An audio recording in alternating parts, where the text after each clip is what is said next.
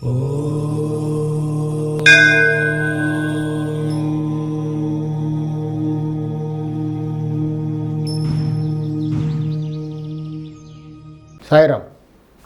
విశ్వకర్మ వాస్తు YouTube ఛానల్కి స్వాగతం. నేను మీ విశ్వకర్మ.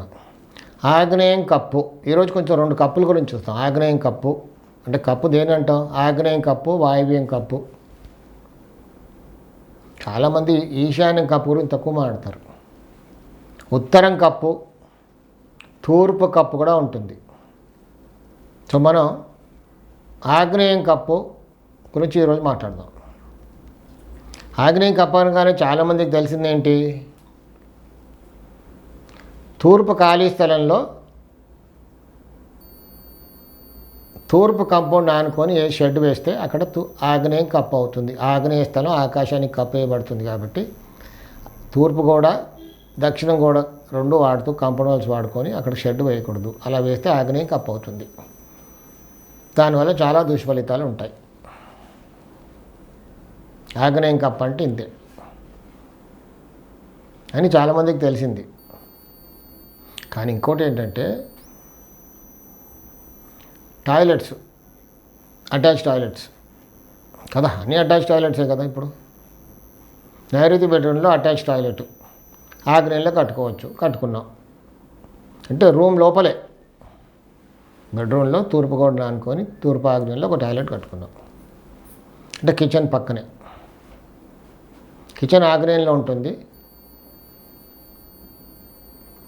దాని పక్కనే దక్షిణంలో మాస్టర్ బెడ్రూమ్ నైరుతి, దానికి ఆగ్నేయంలో ఆ రూమ్లో ఆగ్నేయంలో టాయిలెట్, అటాచ్ టాయిలెట్. దీనిపైన సామాన్లు పెట్టుకోవడానికి అటుకు వేస్తుంటారు. లో రూఫ్ వేసేసి కిచెన్లో నుంచి ఎంట్రన్స్, కిచెన్లో నుంచి సామాన్లన్నీ అటుకు పైన పెట్టుకోవడానికి అక్కడి నుంచి ఓపెన్ పెడతారు. 10 ఫీట్ రూఫ్ ఉంది కదా, 6.5 ఫీట్లో రూఫ్ వేసేస్తే సామాన్లు పెట్టుకోవడానికి పనికి వస్తుంది. ఇల్లు చిన్నగా ఉంది కదా అని కొంచెం టెక్నికల్గా అలా వేస్తూ ఉంటారు చాలామంది. ఇది కూడా ఆగ్నేయం కప్పుకే దారి తీస్తుంది. ఆ రూమ్లో ఆగ్నేయం కప్పు వేసిన దోషం ఏర్పడుతుంది.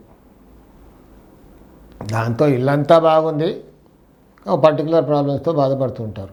అందుకే నేను అడుగుతుంటాను, నా దగ్గర కన్సల్టెన్సీకి ఫోన్ చేసిన వాళ్ళని అడుగుతాను, లేదా వచ్చి కలుస్తారు కదా, ఎలాంటి బాధలు ఉన్నాయి మీకు, ప్రాబ్లమ్స్ ఏంటి అంటే చెప్తారు. ఇది ఇలా ఉంది ఇలా ఉంది అంటే అక్కడ ప్రాబ్లం ఎక్కడుందో మనం చెప్పేయచ్చు. నేను ఆ రోజుల్లో టీవీ ప్రోగ్రాం చేసేటప్పుడు కూడా కాలర్ని అడిగేవాడిని, ఏంటి మీ అంటే కొంతమంది వాస్తు చెప్పలేకపోతుంది, తడబడుతూ ఉంటారు. సో ప్రాబ్లమ్స్ చెప్తే దోషం ఎక్కడుందో చెప్తాననేవాడిని. సో అదే కంటిన్యూటీగా ఏంటంటే వచ్చిన వాళ్ళని అడుగుతాను, అసలు నన్ను ఎందుకు తీసుకెళ్ళాలనుకుంటున్నారు, ఏంటి మీ ఇబ్బందులు అంటే ఇలా బాధపడుతున్నామండి, అంత బాగా కట్టుకున్నాం కానీ ఇలాంటి ఇబ్బందులతో బాధపడుతున్నాం, సమస్యలు ఇవి అంటే దోషం ఎక్కడుందో మనం చెప్పేయచ్చు. ఇలా చేస్తే కూడా ఆగ్నేయం కప్పేసిన దోషం ఏర్పడుతుంది. సో టాయిలెట్స్ పైన ఎప్పుడు కూడా లో రూఫ్ వేయకూడదు, ఆగ్నేయం టాయిలెట్ పైన. అలాగే కొంతమంది మాస్టర్ బెడ్రూమ్కి వాయువ్యంలో అంటే ఆ బెడ్రూమ్కి వాయువ్యంలో టాయిలెట్ కడుతుంటారు. అటాచ్ టాయిలెట్ కట్టుకోవచ్చు లోపలే, బెడ్రూమ్ లోపలే. దాని పక్కనే ఇంకో కామన్ టాయిలెట్ కడతాం హాల్లోకి. అంటే వాయువ్యం బెడ్రూమ్కి నైరుతి బెడ్రూమ్కి మధ్యలో ఒక టాయిలెట్. అంటే నైరుతి బెడ్రూమ్కి లోపలే టాయిలెట్ అటాచ్డ్, దానికి ఆనుకొని పశ్చిమంలో ఇంకొక టాయిలెట్, అది కామన్ టాయిలెట్. కామన్ టాయిలెట్కి బెడ్రూమ్లో ఉన్న టాయిలెట్కి 2 కలిపి లో రూఫ్ వేసేస్తారు సామాన్లు పెట్టుకోవడానికి. దీనివల్ల కూడా ఆ బెడ్రూమ్కి కామన్ టాయిలెట్ పైన ఉన్నది పశ్చిమం కప్పేసినట్టుగా ఉంటుంది, అది బాగానే ఉంటుంది. కానీ నైరుతి బెడ్రూమ్కి వాయువ్యంలో ఉన్న టాయిలెట్ పైన అట్టుకుంది కాబట్టి వాయువ్యం కప్పేసిన దోషం ఏర్పడుతుంది. సో వాయువ్యం కప్పేసిన దుష్ఫలితాలతో మొత్తం బాధపడుతూ ఉంటారు.